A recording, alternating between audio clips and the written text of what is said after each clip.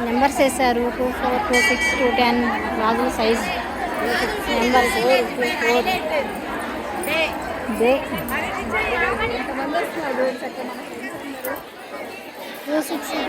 2624 అవును కూర్చున్నాం లైన్ వందగూడెం గోశాల గాజుల పండక్కి చిన్న భక్తులు గోశాలకి